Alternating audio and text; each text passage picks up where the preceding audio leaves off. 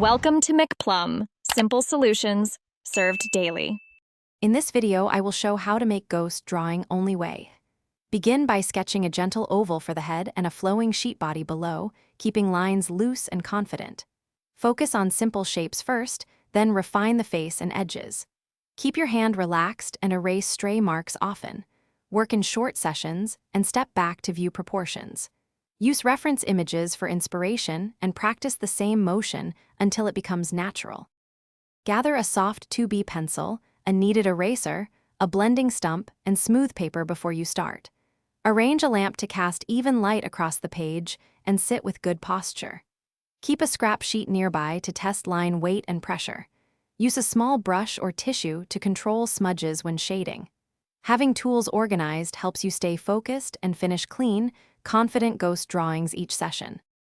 If you're finding this video helpful, please subscribe and like to support more content.